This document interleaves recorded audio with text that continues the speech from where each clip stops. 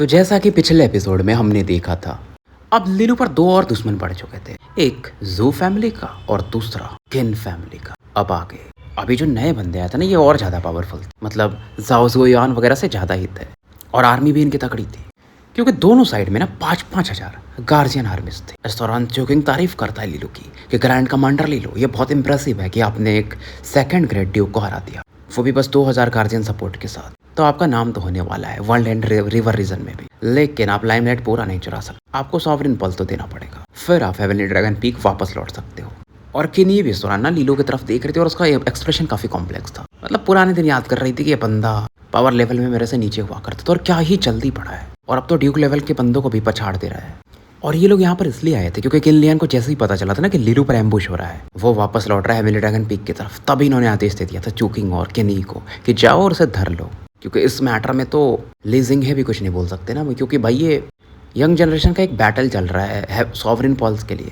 अब लिलू थोड़ी देर सोचता है और इस दौरान एक सॉवरिन पॉल निकालता है और कहता लगता है कि मैं ये सॉवरिन पॉल आज रख नहीं पाऊँ, लेकिन मेरे पास एक ही है। अब क्योंकि ब्लैक वाटर गार्जियन और हेवनली डेवरिंग गार्जियंस दोनों को चाहिए, तो यार आप में से जो डिसाइड करना चाहता है, लेना चाहते हैं, ले सकते हो। अब क्योंकि इनको समझ में आ रहा है लिलू क्या कर रहा था। लिलू एक तरह से इनके और जू फैमिली के बीच में झगड़ा करवा रहा था। और इस दौरान एक फैट मैन आगे आता है जो कि हेवन डेवरिंग गार्जियन का मेन बंदा था, जू डायो, बड़ा भाई एक तरह से बोल सकते हो, जू डहाई। और ये कहता है ग्रैंड कमांडर लिलू, मुझे पता है आपने मेरे लीनियस ब्रदर जू डायो की बहुत मदद की थी। अब लेकिन क्योंकि ये प्राइवेट मैटर है तो इसमें मैं कुछ नहीं कर सकता, मुझे ये चीज़ तो चाहिए, लेकिन फ्यूचर में मैं जरूर आपको फेवर दूंगा।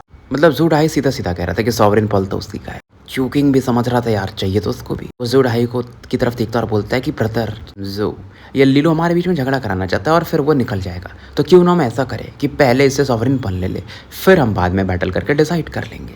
और जू डाई मान भी जाता है। अब इसके बाद ना चूकिंग अपनी ब्लैक वाटर गार्जियन का पावर जो था वो यूज करने लगता है, और ये बंदा अपने ड्यूक बर्कफिट्स को रिलीज करता। 2 ड्यूक इसने बर्कफिट्स बनाए थे और दोनों में 9 पिलर्स थे। और शांगलू को भी मानना पड़ता यार, बंदा टैलेंटेड तो है यार। 10 पिलर्स नहीं है लेकिन फिर भी यार टॉप जीनियस माना जा सकता है।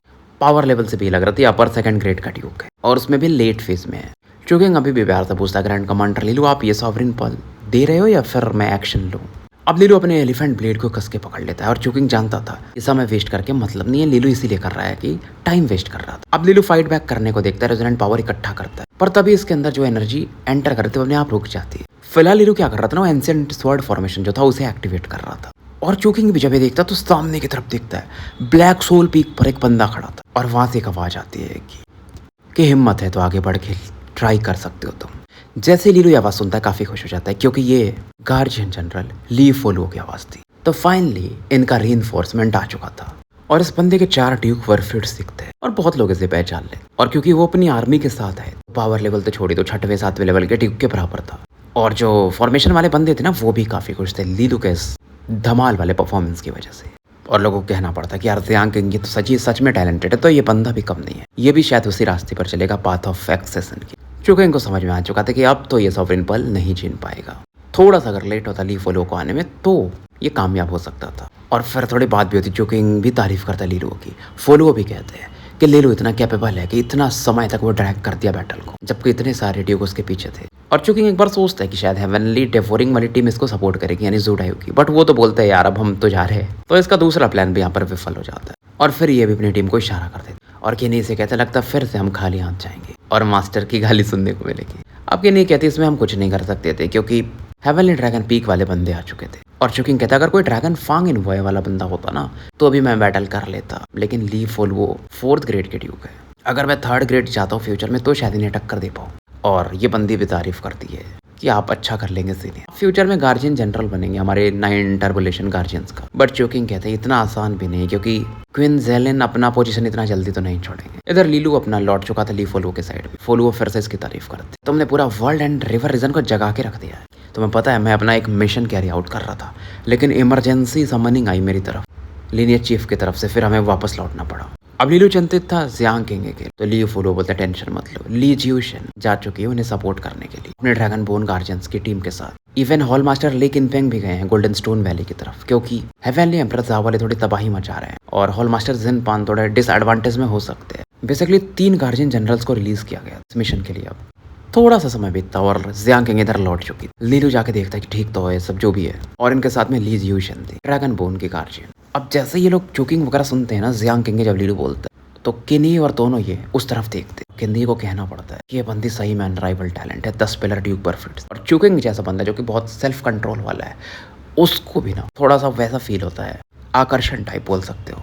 और ये बंदा फील कर रहा था एक अलग प्रेशर मानो इस बंदी की बॉडी से, फाइटिंग स्पिरिट से रिलीज हो रही हो। हालांकि चुकिंग ट्राई करना चाहता था इस बंदी के साथ बैटल करके, क्योंकि अब ये सेकंड ग्रेड के ड्यूक पर और ये बंदी फर्स्ट ग्रेड के है 10 पिलर से, बट फिर भी ये 10 पिलर ड्यूक वाले बंदों का पावर देखना चाहता था।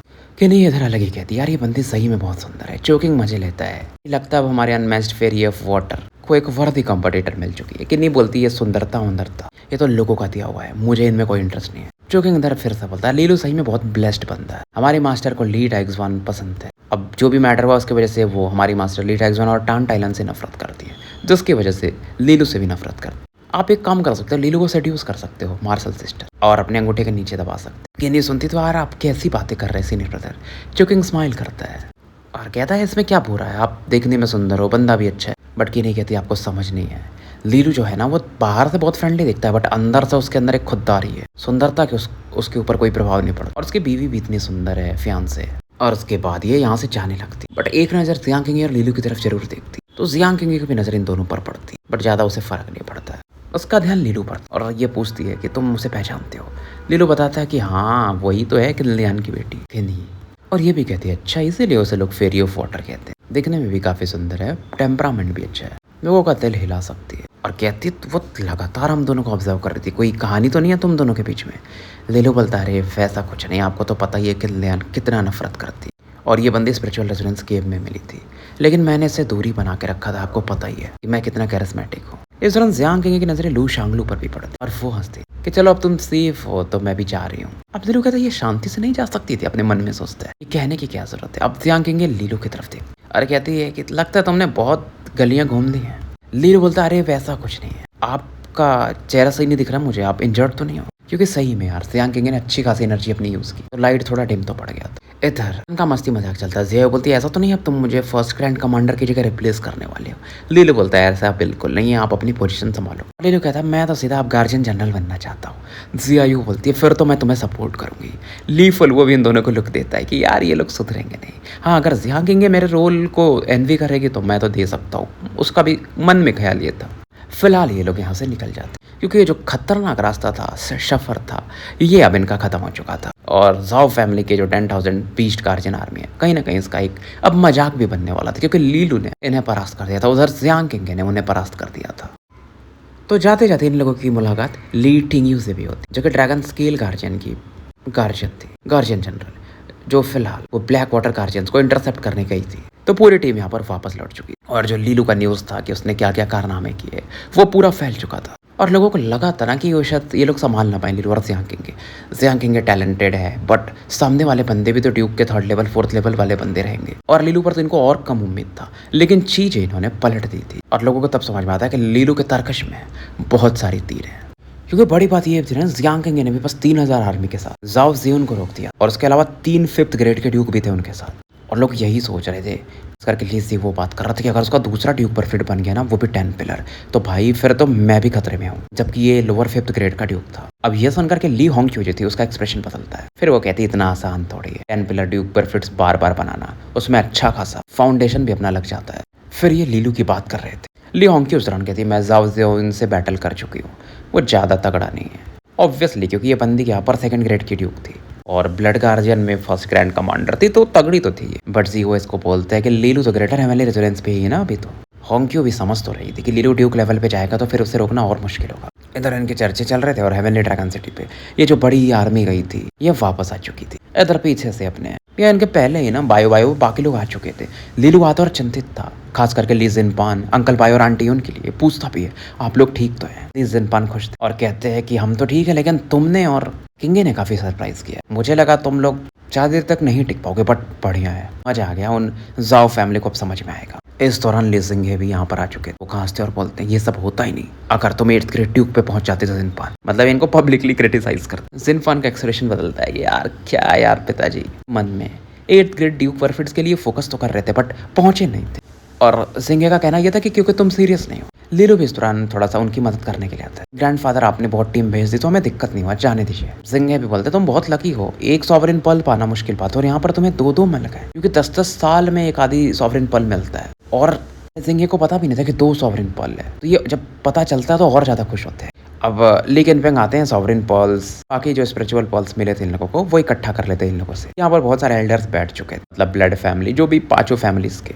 और फिर जिंगे बोलते हैं कि इस बार सबसे ज्यादा कंट्रीब्यूशन जियांग किंग, लीलू, जिनपान, बायो बायो और ली रोही उनका है। बहुत लोगों को इंटरेस्ट रहता है क्योंकि अपर ग्रेड ड्यूक के लिए ना सॉवरेन पल्स बड़ी बात होती है। बट जिनपान कहते हैं हम एल्डर्स थोड़ी इसमें बैटल करेंगे, ये उस पे तो लीलू और जियांग किंग का ही हक बनता है। बट जियांग किंग भी कहते हैं कि एक लीलू ले ले ठीक है, बट अगर आप लोग को चाहिए तो मैं एक सॉवरेन पल दे सकती हूँ, क्योंकि सेकंड अंकल वगैरह ने भी आप लोगों ने बहुत मदद की थी। बट बीच में ली जिंगे बोलते हैं जरूरत नहीं है, बाकी लोगों को ड्रैगन एसेंस से कुछ मिल जाएगा। और बिना डिस्कशन के सीधा 2 सॉवरेन पल्स, एक लीलू और एक जियांग किंग की तरफ पढ़ा देते हैं। साथ में इनको कुछ ड्रैगन एसेंसेस भी देते हैं। एल्डर्स वगैरह जैसे ली जिलो, ली ज़िक्यू ये कुछ कर भी नहीं सकते। एक तरह से इन्हें लगता है कि ये तो अपने ग्रैंडसन को पूरा स्पॉइल कर रहे हैं, बट भाई उनका ओहदा भी बड़ा है और ये लोग कुछ बोल भी नहीं सकते थे। तो सॉवरेन पल्स और बाकी चीज़ों का डिस्ट्रीब्यूशन हो जाता है, तो धीरे धीरे सभी एल्डर्स निकल जाते हैं। उसके बाद यहाँ पर बस ली जिंग है, लीलू और जियांग किंग बसते हैं। और वो बोलते हैं लीलू से कि सॉवरेन पल मेरे पास छोड़ दो, मैं उसे रिफाइन करूंगा ताकि तुम्हारा वो crimson pill, blood refinement, resonance art, spiritual liquid complete कर पाओ, ताकि तुम अपने हेवनली ड्रैगन रेजोनेंस को इवॉल्व कर पाओ।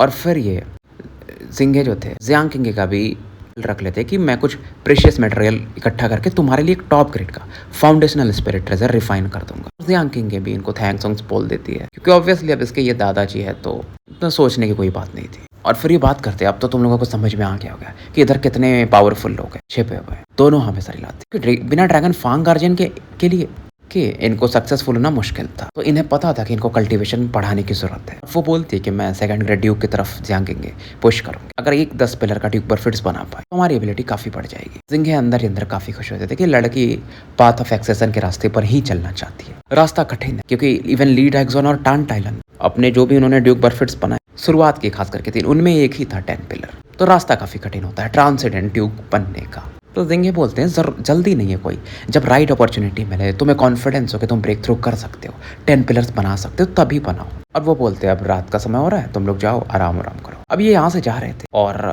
लीलू बोलता है जियांग किंग से कि आप कुछ भूल रहे हो। जियांग किंग पूछती है नहीं क्या भूल रहे हो। लीलू फिर बोलता है कि डम बनने की कोशिश मत करो, सॉवरेन पल्स जब हम वापस लेके आ रहे थे तो आपने क्या बोला था कि रिवॉर्ड मिलेगा मुझे। जियांग किंग के चेहरे पर एक ब्लश आता है, ये बंदा ना ये वाली चीजें कभी नहीं बोलता। लीलू इधर अपनी एक्टिंग करता, आपको पता नहीं जाओ ज़ुयान वगैरह से मेरा बैटल कितना टफ था और मैं जीत भी गया। और जियांग किंग बोलती ठीक है ओवर एक्टिंग बंद करो, रिवॉर्ड तुम्हें मिलेगा। लीलू बोलता लेकिन रिवॉर्ड तगड़ा होना चाहिए, नॉर्मल नहीं होना चाहिए।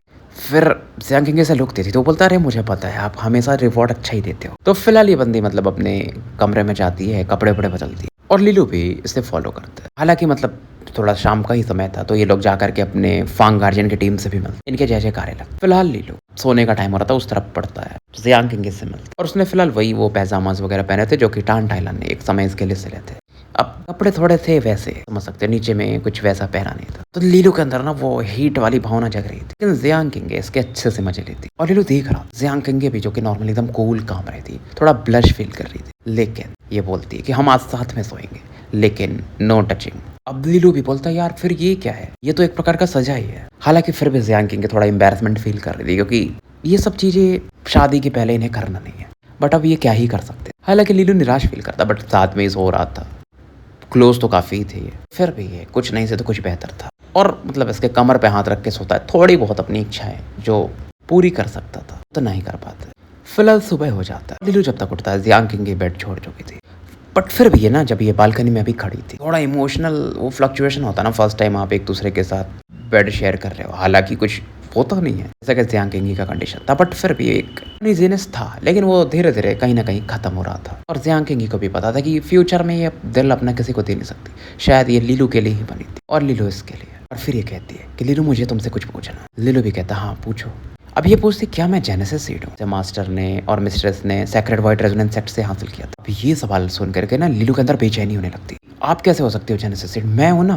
इसे लगा नहीं था कि उस दिन जब दादाजी बात कर रहे थे, लिलू को भी वो डाउट आया था कि जियांग किंगे है, बट उसने जियांग किंगे को बोला नहीं था। बट जियांग किंगे इतना सोच लेगी, इसे नहीं लगा था। जियांग किंगे बोलती, देखो यार, मेरी कोई मेमोरीज नहीं है पहले की, मतलब जब से मैं घर में आई हूँ हाउस लोन में तब से है, उसके पहले की नहीं। मेरी बॉडी भी काफी सिक्रेटिव है, तुम्हें भी पता मैं तुमसे ज्यादा स्पेशल हूँ, तो मेरे चांसेस नेचुरल जेनेसिस से होने के बहुत ज्यादा। तो एक तरह से किनलियान मुझे कैप्चर करना चाहती है, बट क्योंकि उसे पता नहीं है तो वो तुम्हें टारगेट कर रही है। लिलू कहता है, लेकिन ये आप भी तो गेस कर रहे हैं, सच्चाई क्या है वो तो मम्मी पापा के आने के बाद ही पता चल सकता है, तब तक आप ये किसी को मत बताना। जियांग किंगे बोलती, मतलब इस तरह से तुम मुझे प्रोटेक्ट करना चाहते हो।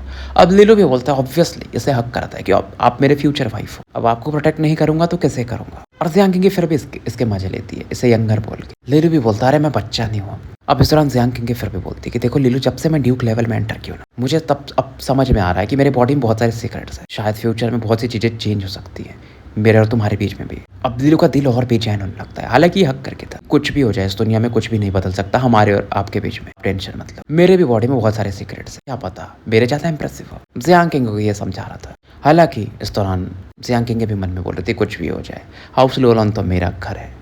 तो फिलहाल जियांग किंगे यहाँ से निकल जाती और लीलू भी अपना मतलब वो ट्रेनिंग ग्राउंड में चली जाती है और लीलू को समझा के जाती है कि अभी मिशन लेने की तो जरूरत नहीं है, तुम कल्टीवेशन पे फोकस करो।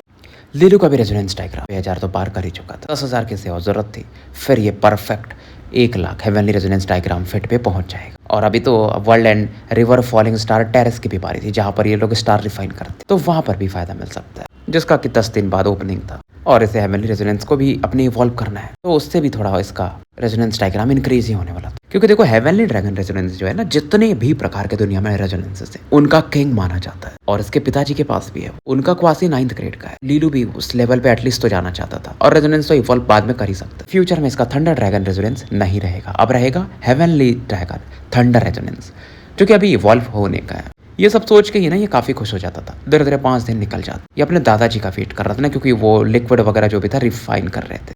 2 दिन और निकल जाते और हेवनली ड्रैगन पवेलियन से न्यूज आती। लिलू इस तरह ड्रैगन फांग गार्जियन के साथ ट्रेनिंग कर रहा था, और जैसे आता है ये सीधा बाकी चीजों को छोड़ के उधर पड़ जाता है। जब पहुंचता है तो वहां पर अपने बड़े ताऊ यानी ली किनपेंग को देख, जो कि लिलू को लेकर ग्रैंड हॉल में जाते हैं, जहां पर इसके दादाजी थे। और सिंह भी स्माइल करके बोलते कि तुम वेट नहीं कर पा रहे थे है ना, बट टेंशन की बात नहीं है, मैं मदद कर रहा हूँ, हो जाएगा। यहाँ पर एक वोल्केनिक टाइप का कॉल्ड्रन रखा हुआ, जिसके अंदर वही क्रिम्सन रेड लिक्विड था, और लीलू को उसमें छलांगे मारने थे और खुद को एक तरह से रिफाइन करना था, या जो भी वो करना था। अब क्योंकि देखो ये रिफाइनमेंट का प्रोसेस है, तो मैं ज्यादा एक्सप्लेन नहीं करने वाला हूँ। तो फिलहाल इसके दादाजी लीलू को उसमें बोलते हैं एंटर कर जाओ, और लीलू वैसा ही करता है। और ये न्यूज कहीं बाहर लीक नहीं करना था, यहाँ पर एक ये बैरियर सा बना देते ताकि मतलब बाहर के किसी को भी, इवन इनके भी खानदान में पता न चले। हालांकि जाने से पहले लीलू अपने भी सवाल पूछता है कि मेरा अगर ये रेजोनेंस इवॉल्व होगा तो कौन से ग्रेड का होगा। इसके दादाजी बोलते हैं 8th ग्रेड पे तो पहुंच ही जाएगा, क्योंकि अभी ये अपर 7th पे है, तो मिनिमम लोअर 8th पे तो जाएगा, ऊपर भी जा सकता है, मतलब अपर 8th ग्रेड तक जा सकता है। तो लीलू को थोड़ा तो खुशी होता है। लीलू के अंदर लालच था, तो वो बोलता दादाजी और नहीं बढ़ा सकते।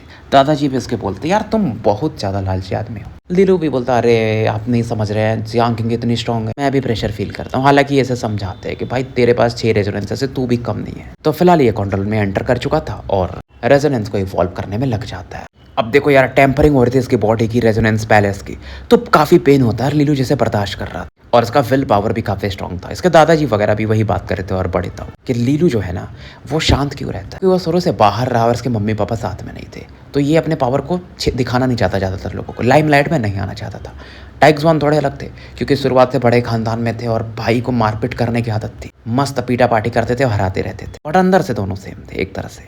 और उसके बाद ली किनपेंग यहाँ से निकल जाते, क्योंकि लीलू को इवॉल्व करने में इसमें काफी टाइम लगेगा। धीरे धीरे 2 महीने निकल जाते, और इस दौरान ना वर्ल्ड एंड रिवर रीजन काफी लाइवली हो रहा था। उस रीजन में ना एक धुंध जैसा भी दिखने लगा, और कहीं ना कहीं स्टेगियान रेन जो है ना वो कैलामिटी उसके भी जो समय था करीब आ रहा था, और हमें वर्ल्ड एंड रिवर रीजन का जो blood line of heavenly emperor के इनका एरिया था एबिसल सिटी, उसको दिखाया जाता। किनलियान बैठी थी बाजू में, किनी और चुकिंग भी थे, और इस दौरान ना एक ग्लास ऑब्जेक्ट जैसा कुछ था जिसमें कुछ वो बीस्ट वगैरह के साइन बने हुए थे, और किनी पूछती है ये तो मिथिकल स्पिरिट डिवाइन कॉन्टिनेंट के लोग हैं, वहाँ का heavenly emperor power imperial beast खानदान। और किनी सोचती है मम्मी मतलब ये लोग यहाँ पे क्या कर रहे हैं, क्यों आ रहे हैं। टॉप सीट पर यहाँ पर किन्जियोजी भी बैठे हुए, जो कि यहाँ पर आए हुए गेस्ट वगैरह का वेलकम करते और फिर निकल जाते। तो इंपीरियल बीस्ट हॉल के लोग आ चुके थे, जो कि बीच बीच में किन्नी की तरफ भी देखते थे, किन्नी भी थोड़ा बहुत देखती थी फिर हटा लेती थी नजरें। खास करके इनका जो लीडर था एक स्किनी मैन ग्रीन रोब में, थोड़ा फेमिनिन टाइप दिख रहा था, इसका नाम था शेन युंग के। एज काफी कम था, लेकिन ये डिप्यूटी लीडर था snake division. Empirical beast hall, एक तरह से बोल सकते हो गार्जियन जनरल के लेवल के बराबर का। अब कुछ लोग इसकी तरफ बढ़ते हैं बीस्ट हॉल के, तो ये जानती थी कि नहीं कि इग्नोर तो नहीं कर पाएगी, इसे थोड़ा स्वागत तो करना पड़ेगा। बीच में वो बंदे भी थे किन जेलिन, जो कि इनके ही गार्जियन जनरल थे, 9 टर्बुलेशन गार्जियन के, यानी किन्ही के खानदान की तरफ। उनके साथ में ही सेन युंगे थे और एक लड़की थी, लड़की जो थी सेन युंगे की छोटी बहन शैन बिग्सी। फिलहाल किन जेलिन ना इन लोगों का इंट्रोडक्शन कराते हैं किन्ही से। अलग किन्ही भी बोलते हैं हाँ मैंने सुना है, काफी नाम सुना है लीडर शैन युंगे। शैन युंगे काफी खुश होते हैं कि यार लड़की तो सुंदर है, और ये तारीफ भी करते कि फेरी ऑफ वाटर आपसे मिलके मुझे काफी अच्छा लगा। और इस दौरान इसने भी एक ब्रेसलेट पहना था, जिसके पास भी एक स्पिरिचुअल बीज था जो कि गिल्डेड स्केल हेवनली पाइथन था। इसके बारे में ये क्विन जेलिन वगैरह से डिस्कस करते हैं, और किन ये भी सुन रही थी। इस बंदे के पास ना क्वासी 9th ग्रेड का gilded scale heavenly Python resonance भी है, और ये एक बीस्ट भी है साथ में। एक और रेजोनेंस है क्वासी 9th ग्रेड का शैडो स्नेक रेजोनेंस। मतलब दोनों रेजोनेंस स्नेक ही एट्रीब्यूट के, इसलिए इसका पावर काफी एम्पलीफाई हो जाता था, और स्पिरिचुअल बीस्ट की पावर को भी ये यूज कर सकता था, तो ये लोग और तगड़े हो जाते थे। सेन बिग्सी इस दौरान बोलती है मेरा भाई जो है ना ये कब से आपको ढूंढ रहा, और अब मुझे समझ में क्यों ढूंढ रहा था, आप इतनी सुंदर जो हो। अब इधर इनका अपना वो चलता है, शनि उनकी भी तारीफ करता है कि लेडी किन्नी तो मुझसे भी ज़्यादा टैलेंटेड है, अगर वो ड्यूक लेवल में ब्रेक थ्रू कर जाएंगी तो और ज़्यादा पावरफुल हो सकती। हालांकि इस तरह किन्नी के दिमाग में ना वो लीलू का एक चेहरा, बंदा क्या ही प्रोग्रेस कर रहा, अब मैं कहाँ उतने टैलेंटेड हूँ। अब तो वो ग्रेटर हेवनली रेजोनेंस के लेटर फेजेस में होगा। लेकिन तब इसकी माँ आती है और बोलती है लिटिली टैलेंटेड तो है, लेकिन ब्लड लाइन ऑफ फैमिली एम्परली में एक बंदा है लीलू करके, जो कि बहुत ज्यादा टैलेंटेड। ऐसा जानबूझ के कर रही थी ताकि ये जो सेन युंगे है ना उस तरफ ध्यान जाए उसका। और किन लियान भी कहती है कि अगर आपको कुछ प्रॉब्लम्स हो, क्योंकि आप वर्ल्ड एंड रिवर रीजन में पहली बार आए हो, तो लिटिली आपकी मदद कर देगी। ये सुन करके शेन युंगे भी हॉल मास्टर किन लियान को थैंक्स बोलता है। इधर किन्नी तो समझ रही थी इसकी माँ कर क्या रही है, क्योंकि उन्होंने लीलू का नाम मेंशन कर दिया था, और शेन युंगे कहीं ना कहीं पसंद करता था किन्नी को, तो लीलू से परेशानी तो होगी, उसको ऑब्वियसली बैटल करेगा। और ये चीज़ों को और ज़्यादा बढ़ा देती है ना कि अरे आपको पता नहीं है वो बंदा कितना टैलेंटेड है। ट्रिपल रेजोनेंस पैलेस, 6 रेजोनेंसेस, अभी वर्ल्ड एंड रिवर रीजन में ड्यूक लेवल के एक्सपर्ट जो कि लोअर 2nd ग्रेड का ड्यूक था उसे हराया था, और वो भी बस 2000 आर्मी के साथ। सेन भी थोड़ा सरप्राइज होता है कि ऑब्वियसली ऐसे टैलेंट से तो मिलना बनता है। सेन भी समझ रहा था भाई बंदा तो होशियार था ना कि किन लियान ये चीज़ें क्यों बता रही हैं, तो वो बोलता है कि जरूर हम मिलना चाहेंगे। इस दौरान किन लियान बोलते हैं कि लिटिली अगर तुम्हारे पास कुछ काम नहीं है तो शेन युंगे को थोड़ा घुमाओ मत हो, लोकेशन तो समझ जाएगा वो, क्योंकि एट द एंड हमें world and river region treasure domain भी तो जाना पड़ेगा। सीन शिफ्ट होता है और हमें फिर से हेवनली ड्रैगन सिटी को दिखाया जाता है, जहाँ पर लीलू अभी भी कल्टीवेशन में था, लेकिन पिंग भी बीच बीच में वापस आते रहते थे। तो फिलहाल ये आए हुए थे और ली जिंगे से बात कर रहे थे कि ऑरा काफी ज्यादा प्योर दिख रही है, क्या ये हेवनली ड्रैगन का माइंड है। तो जिंगे भी अपना एक्सप्लेन कर रहे थे कि लीलू का ब्लड लाइन क्योंकि काफी प्योर है, तो इसके लिए इवॉल्व करना थोड़ा आसान, और पहला स्टेप इसने ले लिया है। और सबको पता था कि लीड एक्सवान के पास जो क्वासी 9th ग्रेड का हेवनली ड्रैगन रेजोनेंस था, वो एक एडेड प्रेशर बनाता था बाकी जो ड्रैगन रेजोनेंस वाले एटलीस्ट लोग हैं या बीस्ट रेजोनेंस वाले, क्योंकि ड्रैगन पावर सुप्रीम है, और हेवनली ड्रैगन मतलब सुप्रीम का भी सुप्रीम, और लीलू भी ये फ्यूचर में कर सकता। जिंगे बोलते हैं हाँ बस मैं देखना चाहता हूँ इसका हेवनली ड्रैगन रेजोनेंस किस लेवल तक इवॉल्व हो पाता है। तो फिलहाल यहाँ पर एक ऑरा फैलता ब्रिलियंट व्हाइट कलर के, जिसमें एंशिएंट ड्रैकोनिक रोर को भी सुना जा सकता। तो लीलू ने एटलीस्ट अपने रेजोनेंस को इवॉल्व तो कर लिया था, हेवनली ड्रैगन रेजोनेंस में ये बदल चुका था, और ये ऑरा ने एक लाइट की तरह ऊपर जाती है आसमान के, बट शील्ड से इन्होंने उसे ब्लॉक करके, और एक वॉयलेट गोल्डन ड्रैगन इन्हें दिखाई देता है 1000 फीट के आसपास, जो कि सही में हेवनली ड्रैगन रेजोनेंस। 2 महीने के बाद लीलू इसमें कामयाब हुआ। अब ली जिंगे ऑरा फील करते और बोलते हैं पर 8th ग्रेड का है, बट लीलू इस दौरान बोलता है यार वो इससे सेटिस्फाइड नहीं, अब लीलू को 10 पिलर ड्यूक बर्फिट्स बनाना है, तो कुछ तो और अचीव करना पड़े। उसका ये था कि थोड़ा और पुश कर सकता है क्या ये। अब ये जो रिफाइनमेंट सीक्रेट आर्ट था धीरे धीरे खत्म हो रहा था उसका इफेक्ट। थोड़ी देर ये सोचता है और ट्रू ड्रैगन पे वैली एम्परर फेवरेट मतलब कौन सा ये ट्रम्प कार्ड यूज करने में क्या ही जाता है, ये यही सोचता है, और मिस्टीरियस और एक हेलो पर इसके पावर को फोकस करता है। अब इसे पता नहीं था कामयाब होगा नहीं होगा, लेकिन इस दौरान जो पावर था ना वो और एक हेलो की वजह से और ज्यादा प्योर होने लगता है, और इसके हेवनली रेजोनेंस डायग्राम को मतलब जो रेजोनेंस वाला था उसे और टेम्पर करता है। तो वॉयलेट जो गोल्डन लाइन थी ना और ब्राइट हो जाती है, जो कि ऊपर में ड्रैगन का मैनिफेस्टेशन बना था, जैसे देखकर के इवन जिंगे और किन पेंग भी हैरान हो जाते हैं, क्योंकि एक शैडो सा बनने लगा था, अब एक आउटलाइन बनने लगा था, पूरा तो नहीं बन पाता है। तो क्वासी 9th ग्रेड पर लीलू पहुंच जाता है अपने हेवनली ड्रैगन रेजोनेंस डायग्राम को, रेजोनेंस को सॉरी। तो स्टोरी हम यही समाप्त करते हैं और मिलते हैं फिर कल एक नए वीडियो के साथ। तब तक के लिए मैं आपका साथी एन अल्केमिस्ट AKA मुसाफिर विदा लेता हूँ।